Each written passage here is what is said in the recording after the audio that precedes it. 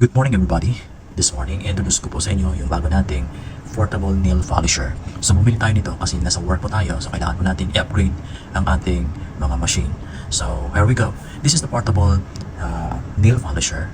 Ito siya, itong tinatawag natin na nail drilling. So nakikita niyo po guys dito sa screen natin, itong kanyang main machine ng nail drill, at saka meron siyang pain drilling ito. At saka ito yung mga bits niya, mga nozzle niya. Different kind of bits, meron siyang fine to coarse. So, at meron dito sa taas din. So, how to operate this one? So, ito po siya. Start natin po ang ating machine na nail drilling B4. So, una, i-on po natin, long press lang po natin ng 2 to 3 seconds. So, naka-on na siya. So, it's ready to demonstrate na natin ang ating gagawin. Then, magkuha po tayo ng dito, maliit na beads niya, na nozzle niya.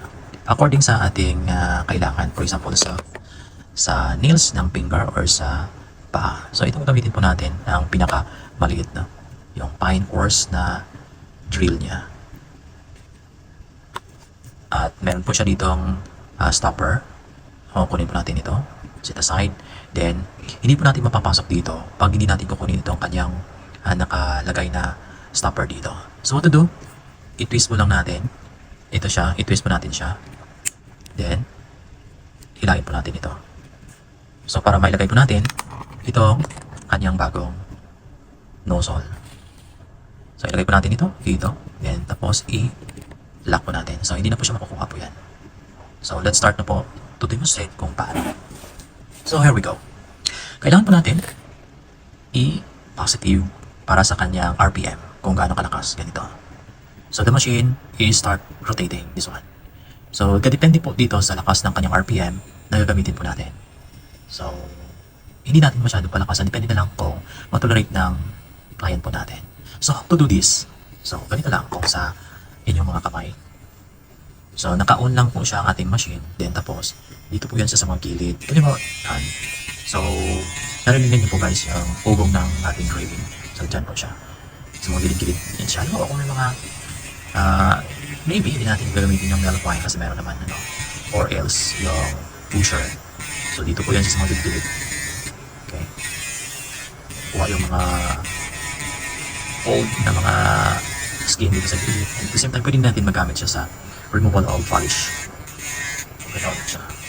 Simple as that lang gamitin. But make it sure na yung paggamit natin dito, mag-ingat po tayo. Kasi minsan, sa sobrang nating diin, baka masulatan natin yung client natin, mahirap na. So, always be careful, presence of mind, kung nagadan po tayo sa ating client. Okay? So, ganun lang po siya. So, kung i-reduce natin po ang volume, ito lang dito.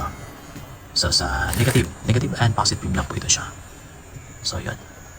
So, mahina na po ang ikot ng ating nail drilling pin. So, ito po siyang nail drilling pin. So, parang kagaya siya sa sa Dermaveen na pin. So, yan. So, ibalik na po natin sa 0 RPM. Then, tapos long press na po natin kung gusto natin i-shut off na. And at the same time, meron po siyang stand. No? Mayroon siyang stand dito sa lalim. Then, para makita natin, meron siyang lights. So, iwan po natin dito. Meron siyang on dito. Ito po yung on ng pag-start natin drilling. Pero automatic naman po siya. Itong connector. Itong charge or else pwede ka mag-charge dito ng inyong mobile. Dito pwede mo siya gamit as charging port. So pag i-on natin dito, may light siya. So tingnan natin yung ating mga nails dito kung okay ba. Kung maayos ba ang paggawa. So yun lang. Handy lang po siya, maliit lang siya. So yun po guys ang ating introduce sa inyo na bago nating nail drilling machine. So open na po natin.